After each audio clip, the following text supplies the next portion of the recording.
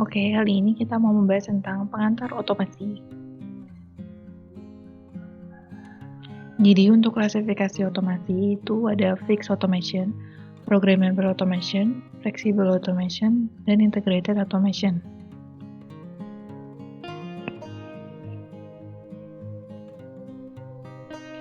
Lalu, fixed automation adalah suatu sistem di mana urutan operasi proses dilakukan secara bertahap, ditentukan sesuai dengan konfigurasi peralatan yang digunakan.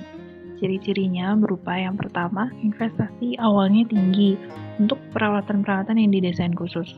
Yang kedua, tingkat produktivitas tinggi. Yang ketiga, relatif tidak fleksibel dalam mengakomodasikan dengan demand atau volume yang tinggi. Contohnya adalah transfer line, automatic assembly line, dan penyulingan minyak. Dari sini diberikan contoh bahwa dalam produksi produk korek api itu menggunakan mesin yang didesain secara khusus untuk membuat berupa wadah atau kotakan dari korek api. Ketika desainnya berubah, maka mesin tidak bisa langsung fleksibel untuk membentuk kotak-kotak tersebut. Jadi harus terjadi sebuah penyesuaian yang cukup besar di dalam mesin tersebut untuk merubah desainnya. Lalu yang kedua adalah programmable automation, merupakan peralatan produksi didesain dengan kemampuan untuk diubah sesuai operasinya agar dapat mengakomodasikan konfigurasi produk yang berbeda. Urutan operasi dikendalikan oleh program komputer. Lalu ciri-cirinya adalah yang pertama, investasinya tinggi pada peralatan general purpose. Yang kedua, tingkat produksi yang rendah, relatif terhadap produksi yang kaku. Yang ketiga, fleksibel dalam menghadapi perubahan pada konfigurasi produk. Yang keempat, lebih cocok untuk produksi batch. Contohnya numerical controller atau NC, assembly robot, programmable logic controller, PLC, atau automated guided vehicle atau AGV.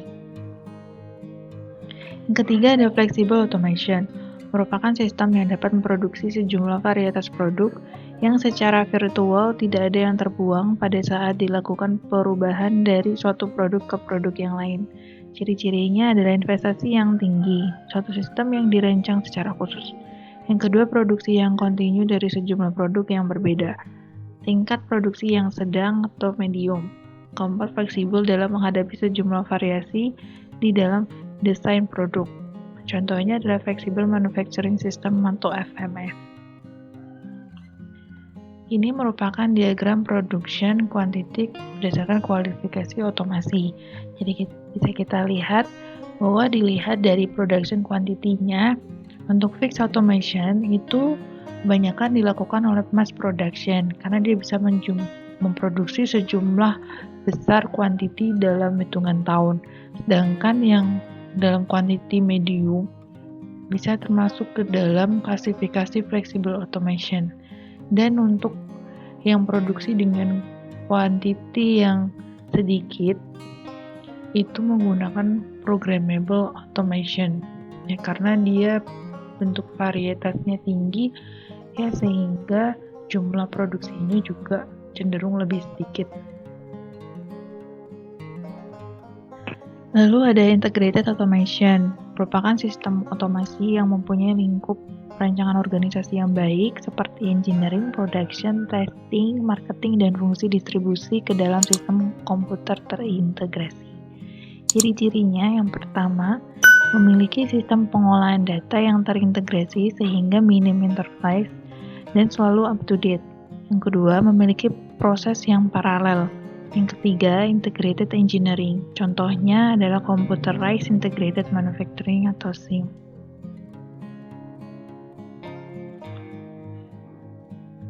Sifat-sifat sistem otomasi.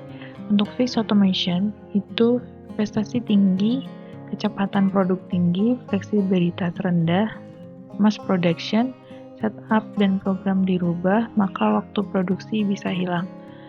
Sedangkan untuk yang programmable automation memiliki investasi yang tinggi, kecepatan produk tinggi, fleksibilitas tinggi, merupakan batch dan job shop production, dan yang terakhir setup dan program dirubah, maka waktu produksi tidak hilang.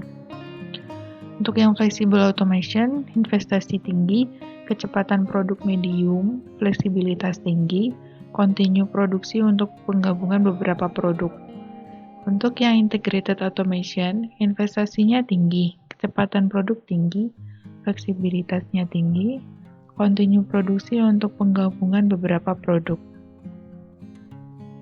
Penerapan otomasi di bidang industri non-manufaktur.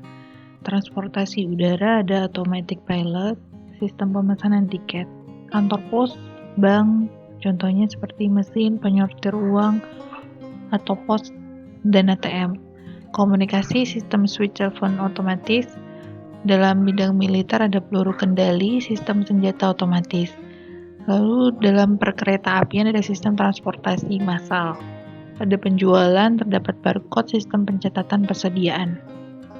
Untuk industri manufaktur, penerapan otomasi terdiri dari automatic machine tools untuk memproses benda kerja. Ada automatic transfer line dan similar sequential production system. Automatic assembly machine. Ada industrial robots. Kemudian automated inspection system for quality.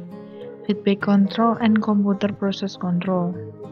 Komputer system untuk membuat prosedur otomatis seperti perencanaan, koleksi data, dan menetapkan aktivitas pendukung dalam proses manufaktur.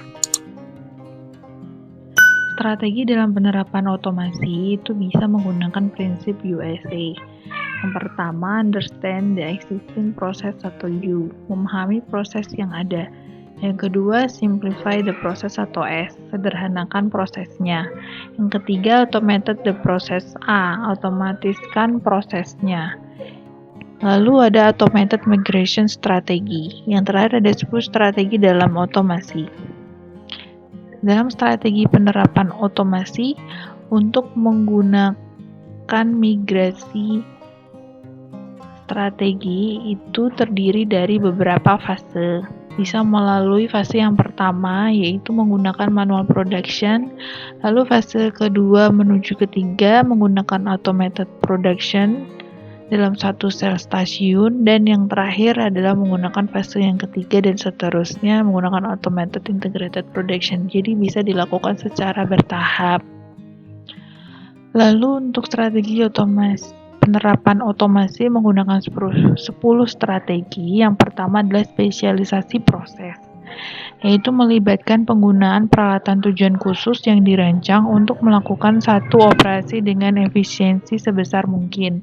Yang kedua adalah operasi gabungan, yaitu mengurangi jumlah mesin produksi yang berbeda atau workstation di mana bagian harus diarahkan. Hal ini dilakukan dengan melakukan lebih dari satu operasi pada mesin yang diberikan sehingga mengurangi jumlah mesin terpisah yang diperlukan.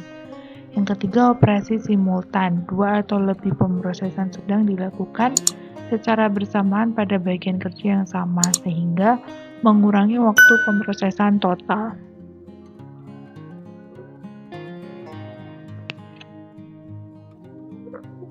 Lalu yang keempat, ada strategi operasi, yaitu menghubungkan beberapa workstation bersama menjadi satu mekanisme terintegrasi menggunakan peralatan kerja otomatis untuk mentransfer bagian antar stasiun. Yang kelima, peningkatan fleksibilitas, mencapai pemanfaatan peralatan maksimum untuk job shop dan situasi volume menengah menggunakan peralatan yang sama untuk berbagai bagian atau produk. Yang keenam, peningkatan penanganan dan penyimpanan material, yaitu mengurangi waktu non-produktif yang ada dalam menggunakan sistem penanganan dan penyimpanan material otomatis. Yang ketujuh, pemeriksaan online, merupakan inspeksi untuk kualitas pekerjaan secara tradisional dilakukan setelah proses selesai.